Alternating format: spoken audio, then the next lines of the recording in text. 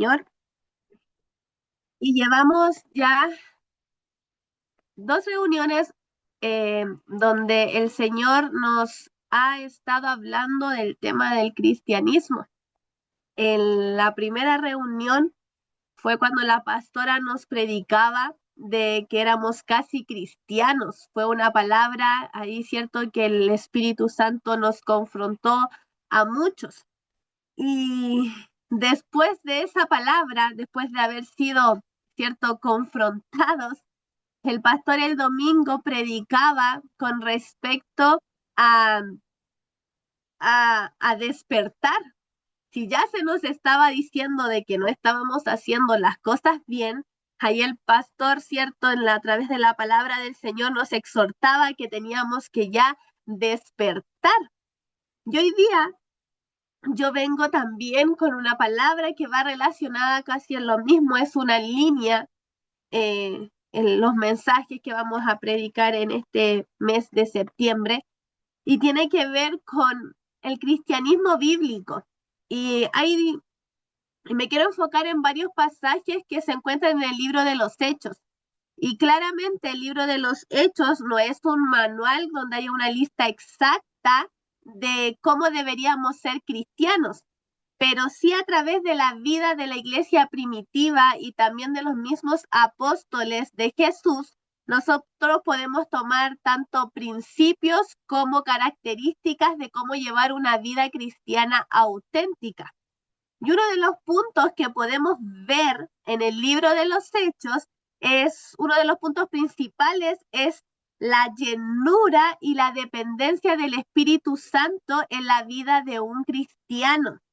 Y puede que algunos lo sepan, pueden que algunos no, pero el Espíritu Santo es la promesa del Padre que le hizo a Jesús para que estuviera, cierto, en nosotros, en nuestras vidas, después de que Jesús, cierto, ascendiera.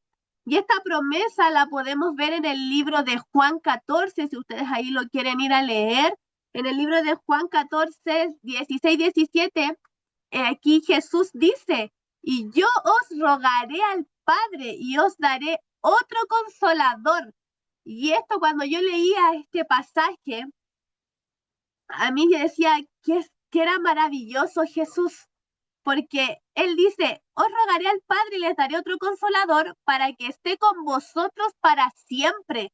Jesús sabía que él tenía que ascender y él no nos quería dejar ahí a nosotros, ahí a la deriva. Él no nos quería dejar solo. Y en ese amor tan grande que él tiene hacia nosotros, él dice que le va a rogar. Imagínense ese acto de humildad de que le va a rogar al Padre para que les mande otro consolador. Porque claro, él en ese momento era el consolador que estaba ahí en tierra, ¿cierto? Que estaba con los discípulos, que estaba con la gente, que estaba consolando. Pero él sabía que tenía que irse y él les dice, no los quiero dejar solo y quiero que mi Padre les mande un consolador.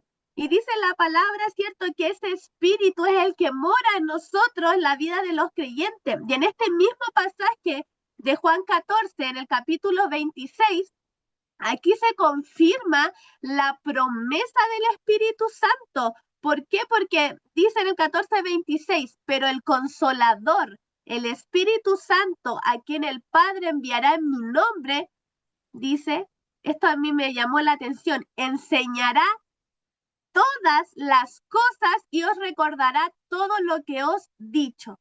Aquí vemos, ¿cierto?, que esa petición que hizo Jesús ya estaba confirmada porque decía que ya el Padre se lo iba a dar y que iba a mandar al Espíritu Santo en su nombre. Y algo que me llama mucho la atención, y aquí me recordaba cuando leía este pasaje lo que el pastor siempre nos dice y siempre la respuesta es equivocada.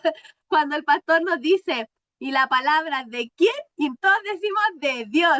Y no, y es la palabra de Jesús. Entonces aquí podemos ver que no es un hereje, aquí está el respaldo de lo que el pastor nos enseña y que nosotros nos equivocamos. Está en Juan 14:26, porque aquí dice que os, y dice que os nos enseñará todas las cosas.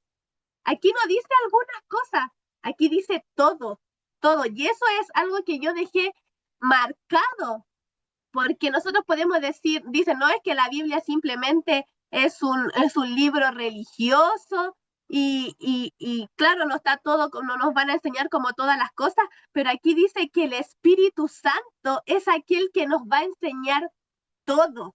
¿Y qué más dice? Y dice que nos va a recordar lo que Jesús ya había enseñado. Y obviamente tenemos que estudiar la palabra para que cuando nosotros estudiamos la palabra de Jesús, ¿cierto? Nosotros, Él venga a nuestra memoria lo que Él nos está enseñando. ¿Y qué dicen unos pasajes más adelante? Y aquí es donde entra el libro de los Hechos. Aquí dice Jesús, antes de que ascendiera, dice que la promesa se va a recibir. Y les dice en Hechos 1, 4 al 5, no os alejéis de Jerusalén, sino esperad la promesa del Padre, la cual oíste de mí. Porque Juan ciertamente bautizó con agua, mas vosotros seréis bautizados con el Espíritu Santo, no dentro de muchos días. Y aquí entra uno de los pasajes que se ha estado enviando mucho estos últimos tiempos, que es el Hechos 2:1-4. Aquí dice, cuando llegó el día del Pentecostés, estaban todos unánimes juntos y de repente vino del cielo un estruendo como de un viento recio que soplaba, el cual llenó toda la casa donde estaban sentados y se le aparecieron lenguas repartidas como de fuego y asentándose sobre cada uno de ellos, y fueron todos llenos del Espíritu Santo y comenzaron a hablar en otras lenguas según el Espíritu les daba de qué hablasen. En este pasaje que se ha estado compartiendo mucho, aquí podemos ver claramente el cumplimiento de la promesa de que cierto de que se iba a enviar el Espíritu Santo. Y este cumplimiento, lo que me llama la atención es que es una manifestación visible y audible, porque dice que vino un viento fuerte y después dice que se vieron lenguas de fuego. Entonces, esta manifestación, este cumplimiento de la promesa fue visible.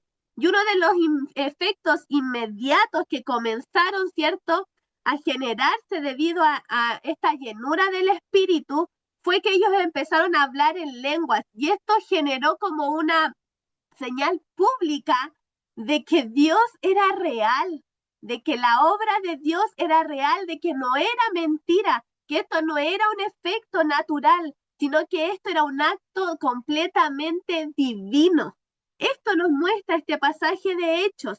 Y más adelante, nuevamente, las Escrituras nos vuelven a relatar que hay una llenura del Espíritu Santo. Y esa se encuentra en Hechos 4:31, donde dice, después de esta oración, el lugar donde estaban reunidos tembló y todos fueron llenos del Espíritu Santo y predicaban con valentía la palabra de Dios.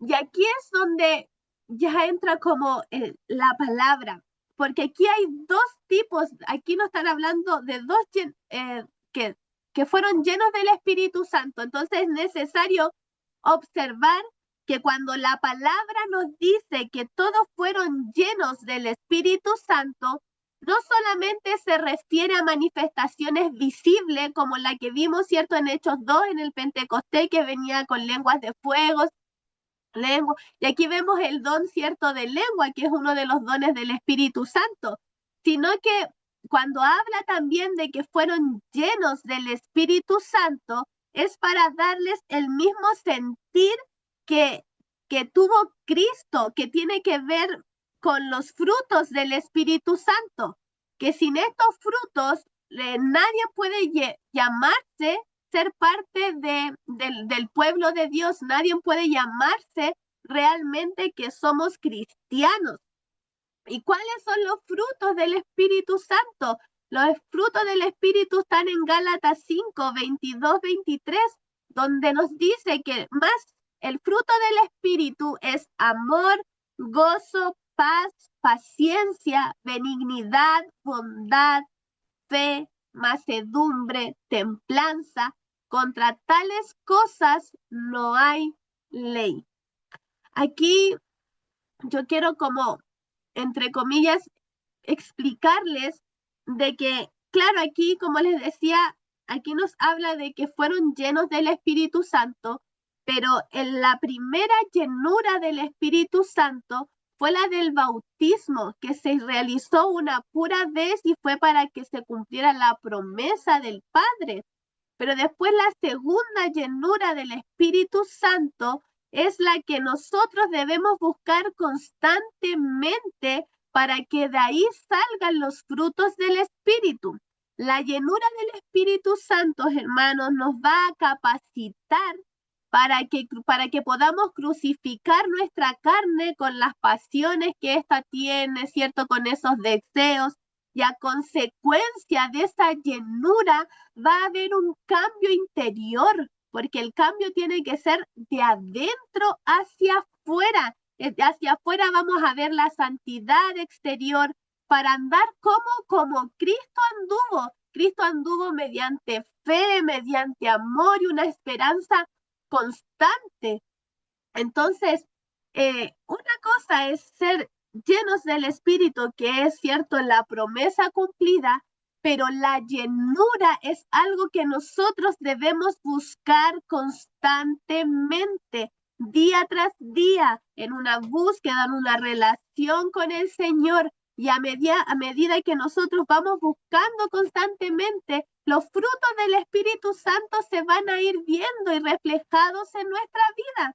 Y aquí yo quiero darles unos pequeños, no sé si ejemplos, pero quiero tomar el mismo libro de Hechos para mostrarles eh, qué es lo que era ser un verdadero cristiano en la antigüedad. Y el primer paso, siento, aquí dice que todos fueron llenos del Espíritu Santo, y el Espíritu Santo es aquel que nos convence de pecado. Es el Espíritu el que nos convence de pecado, y el convencernos de pecado, ciertos hermanos, nosotros nos arrepentimos y creemos en Jesús. Y mediante esa fe, cierto, que como dice Hebreos 11:1, es la certeza de todo lo que se espera y la convicción de lo que no se ve, nosotros podemos recibir el Espíritu que nos hace clamar Abba Padre. Es ahí que nosotros podemos decir, papito, ahí nosotros nos convencemos de que por primera vez podemos llamar a Jesús nuestro Señor, y que por medio del mismo Espíritu Santo, el Espíritu le da testimonio a nuestro espíritu de que Él es hijo de Dios. Entonces, ahí nosotros podemos decir lo que dice Gálatas 2:20, que dice que lo que ahora vivo en la carne, lo vivo en la fe de el Hijo de Dios, el cual me amó y se entregó a sí mismo por mí. Ahí nosotros, cuando el Espíritu nos convence, ¿cierto? Y el Espíritu le da testimonio a nuestro espíritu, nosotros podemos decir, Él murió por mí. Su amor fue tan grande que murió por mí. Y en esa creencia, ¿cierto? En esa fe,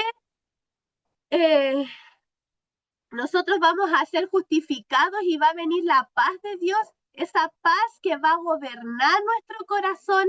Y como dice Filipenses 4:7, esa paz va a sobrepasar todo entendimiento humano. Es una paz que no tiene esa explicación. Y en esa misma paz nosotros nos vamos a temer a malas noticias, porque nuestro corazón está tan firme en aquel que hemos creído que nosotros no tememos. Y hay una canción que es como muy antigua, de un grupo que a mí me gusta y que se llama Malas Noticias.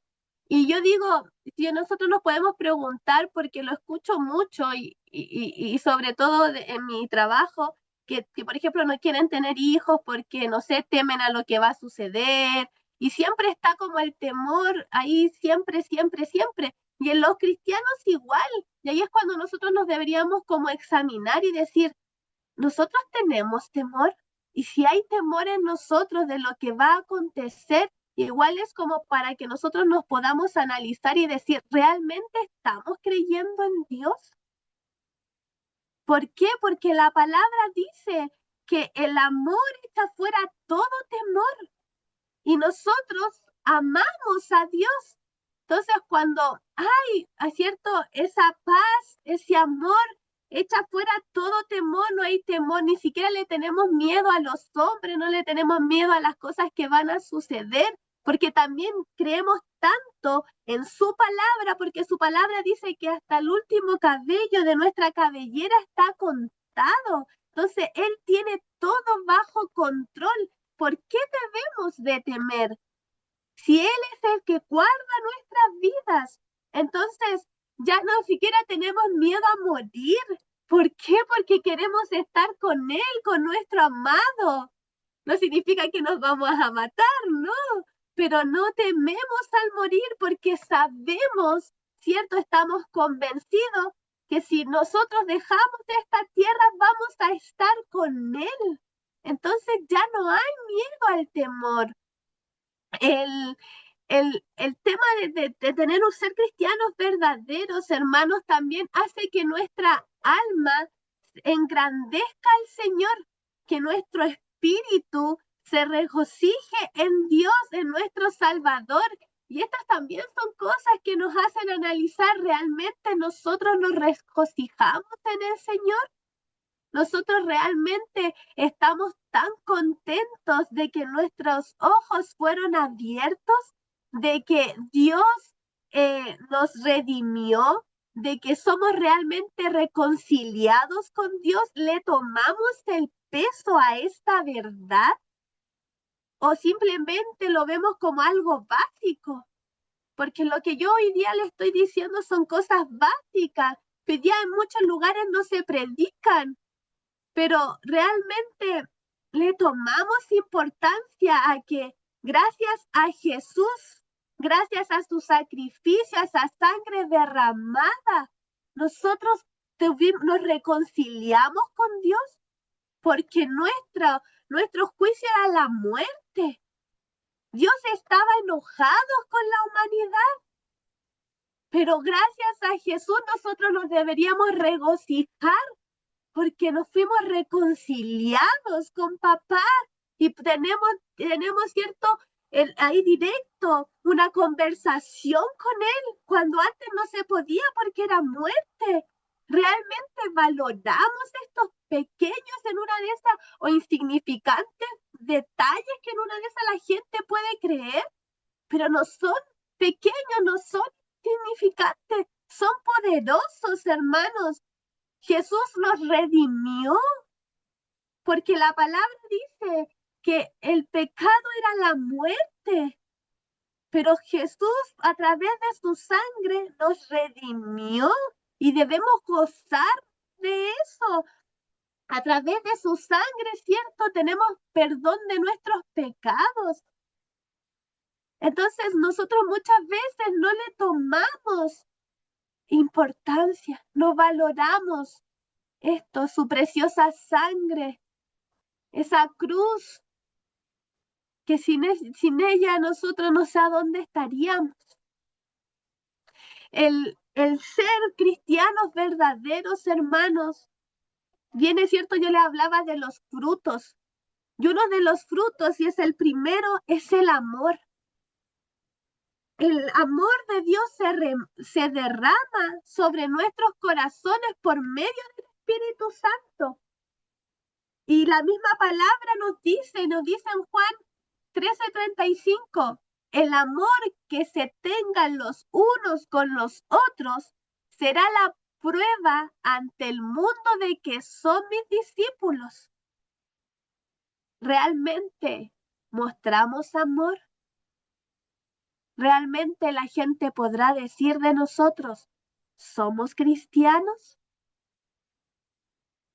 El amor se puede reflejar en muchas cosas.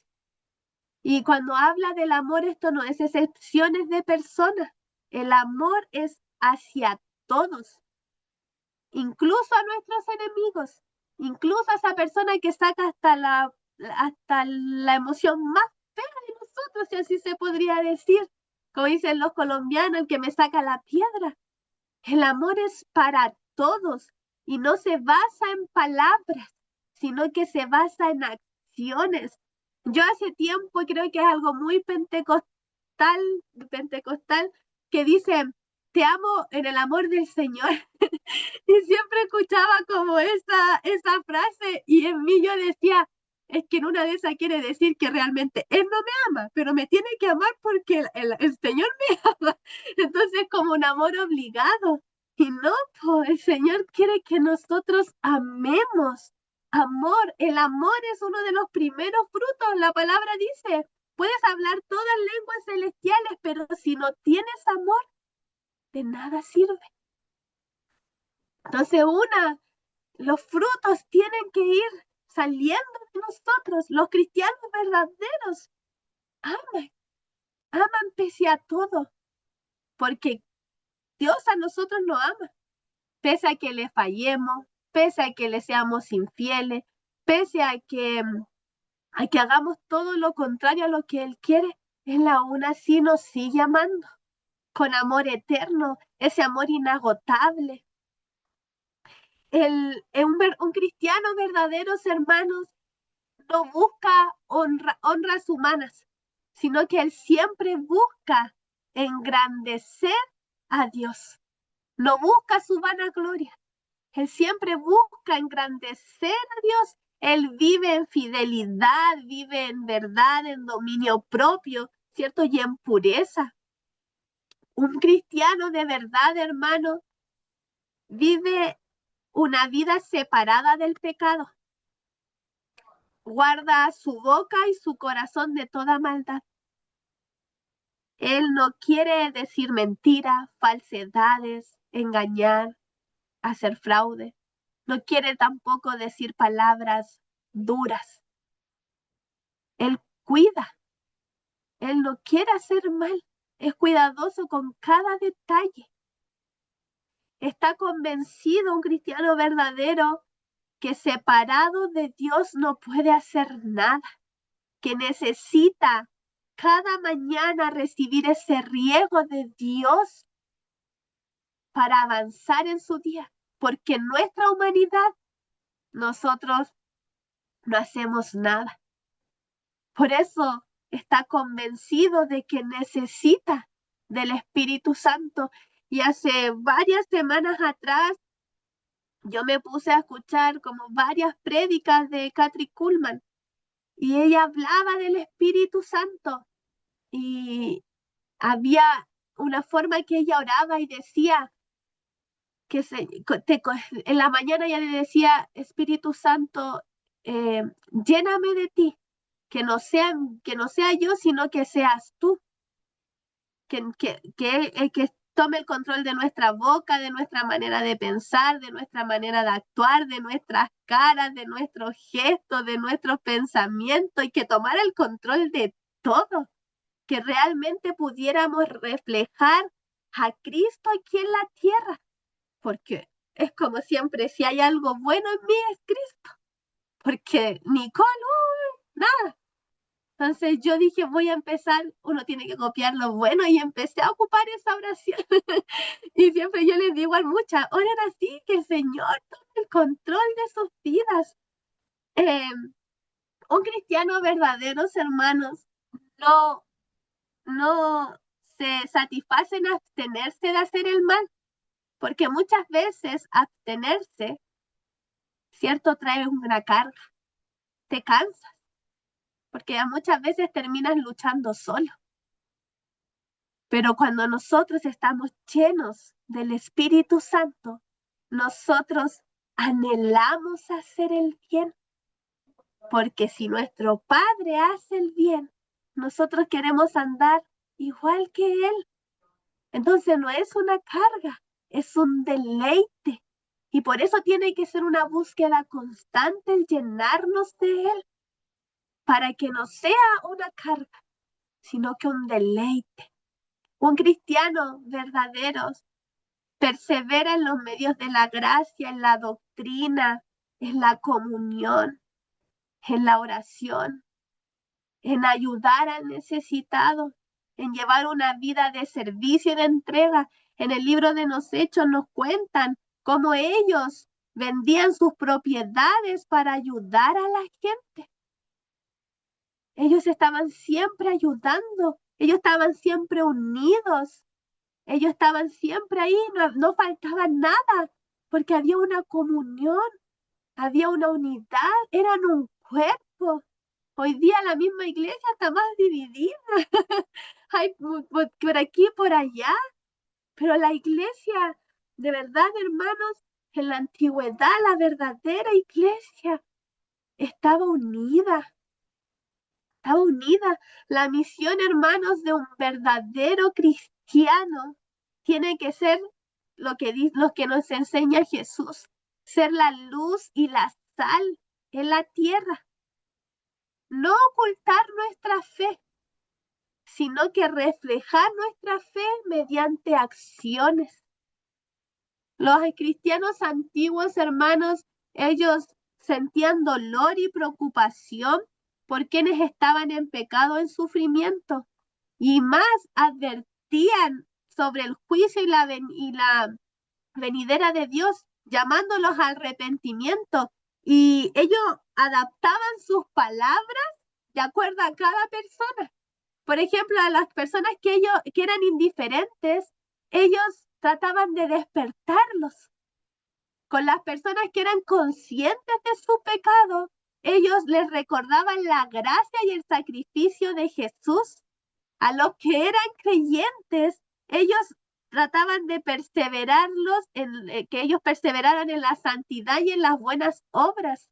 Eso hacían los cristianos antiguos. Ellos adecuaban porque no todas las personas tienen el mismo trato.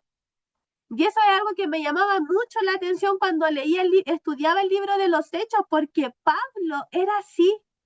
Pablo era muy astuto para poder entregar la buena noticia. Él de acuerdo a lo que iban conversando, iba generando un diálogo, y ahí aprovechaba, ¿cierto? De acuerdo a lo que hablaban, para predicar el evangelio. Y así también nosotros tenemos que hacerlo. Pero claramente en los cristianos antiguos, como llevaban, ¿cierto? Fueron muy atacados, ¿cierto? Los ofendían, los perseguían, no, perdieron sus bienes y muchos de ellos los llevó hasta la muerte. Pero aún así, hermanos, aún así, sabiendo que todo esto les podía suceder, el cristianismo se extendía cada vez más y más.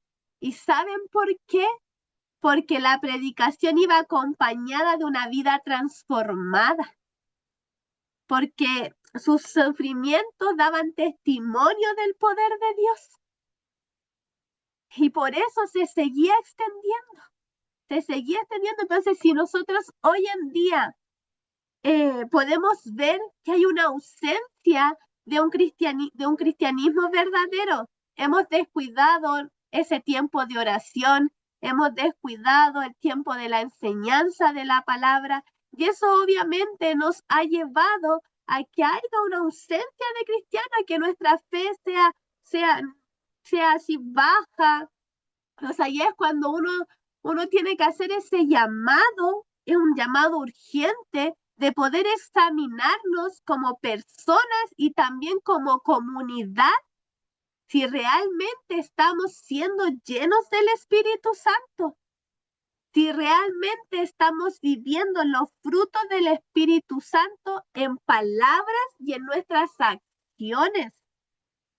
Tendremos que examinarnos y preguntarnos, ¿estamos realmente dispuestos a sacrificar nuestra comodidad, nuestro tiempo, incluso nuestros bienes para restaurar el cristianismo verdadero? Estas son preguntas que nos tenemos que hacer y examinar, porque la restauración del cristianismo, según las escrituras, depende, hermanos, mucho de la obediencia y la dedicación de cada creyente, y no se puede lograr con ayuda humana. Esto es directamente una intervención del Espíritu Santo. Dios es el único, a través de su Espíritu, que va a cambiar nuestra mente, el carácter y nuestra manera de vivir.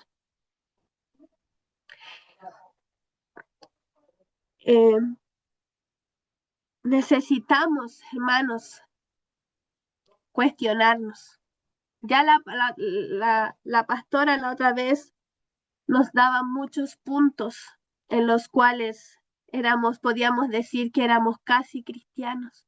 Pero si el Señor nos está entregando estas palabras, es para que nos movamos, es para que volvamos y despertemos y busquemos constantemente la llenura del Espíritu Santo en nuestras vidas.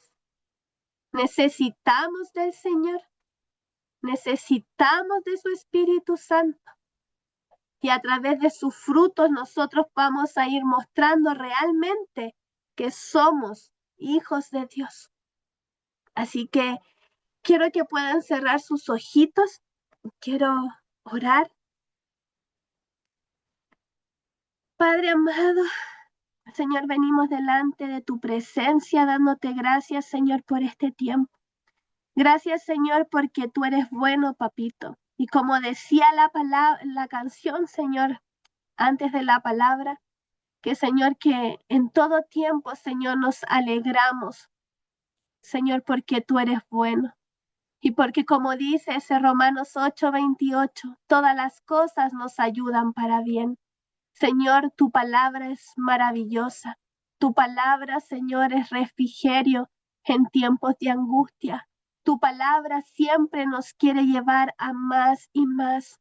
Espíritu Santo, yo te pido en esta hora que podamos ser llenos de ti en todo momento, que tú puedas ir transformando nuestras vidas, que puedas ir tomando el control de nuestras vidas, que no se haga nuestra voluntad, sino que se haga la tuya, que aun cuando nuestra humanidad quiera tomar el control, tu espíritu sea tomando el control de cada área de nuestras vidas, Señor, porque a nuestra manera, Señor, no funciona, porque nosotros somos débiles, pero en ti, Señor, nos fortalecemos. Espíritu Santo, toma el control de nuestra mente, toma el control de nuestras palabras, toma el control, Señor, de nuestras caras, Padre Santo, y haznos vivir de acuerdo a tu voluntad. Haznos vivir, Señor, siendo la luz y la sal de esta tierra, Señor. Que, Señor, que a través del amor que viene del fruto de tu espíritu, podamos demostrar, Señor, que somos tus discípulos, que demostremos, Señor, a través de tus frutos, Señor, que estar contigo es maravilloso, bendito Rey. Señor, tú conoces cada situación, tú conoces cada complejidad de la vida de la iglesia, Señor, pero para ti no hay nada imposible, Señor. Y tu palabra dice que clamemos a ti y tú responderás, Señor. Señor, si hay alguno que no sepa orar, Padre Santo, tu palabra dice que el Espíritu es aquel que intercede por nosotros, Señor. Y intercedemos para que tu Espíritu sea llenándonos cada día más y más y más de ti, Señor. Que seamos, Señor, cada día más igual a ti, Señor, y que nuestra humanidad mengue, bendito Rey. Señor, yo te doy gracias por este tiempo, Padre Santo. Señor, te doy gracias, Señor, por la iglesia, bendito Rey. Bendigo a cada uno de mis hermanos, Señor. Sé tú con ellos guardándolos y protegiéndolos, Papito Santo. Y te entrego esta oración en el nombre poderoso de Jesús. Amén y amén.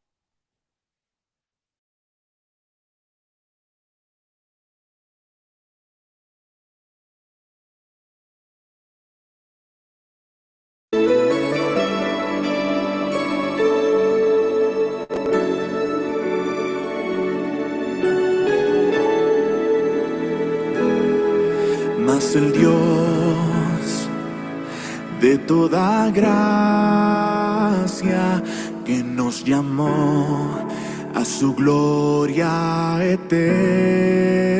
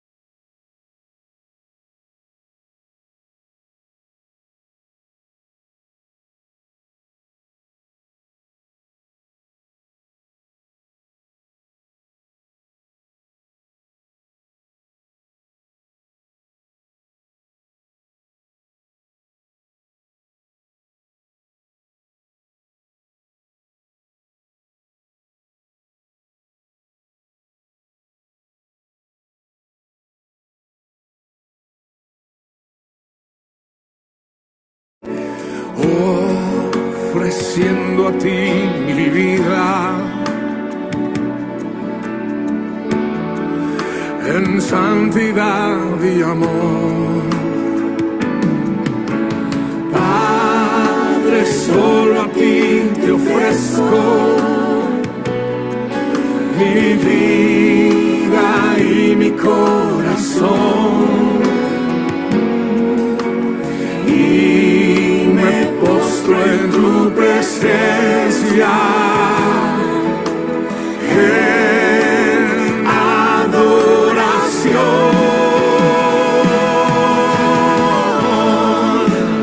Hijo de Dios. Recibe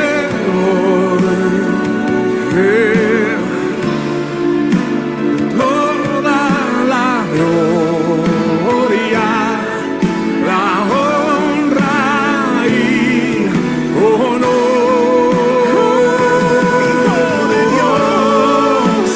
Hijo de Dios, recibe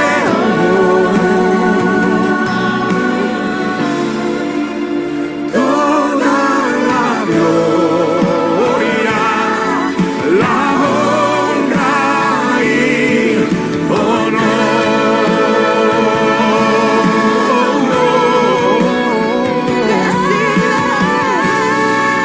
Recibe la gloria, recibe la honra,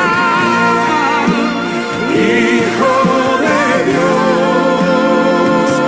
Recibe hoy, recibe hoy toda la gloria, toda la gloria, la honra y honor.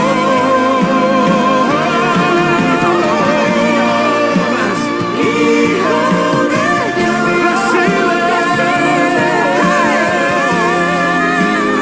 recibe hoy toda la gloria, toda la gloria, la honra y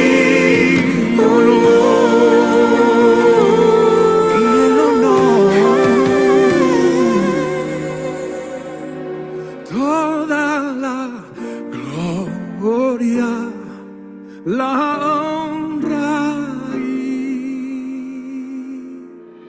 honor.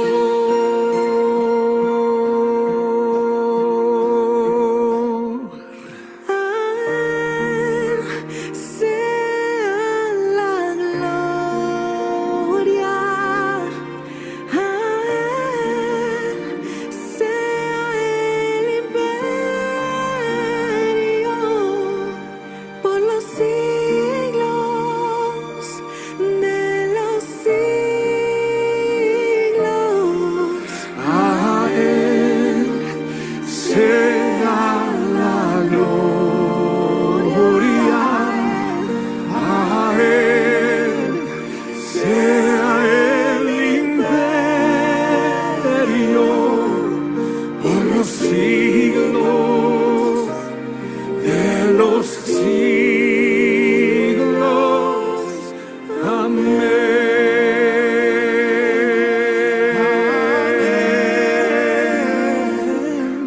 Amén. Amén. Y amén.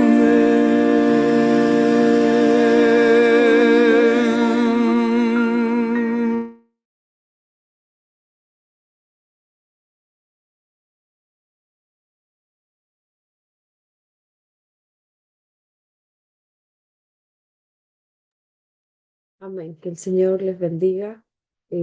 Damos gracias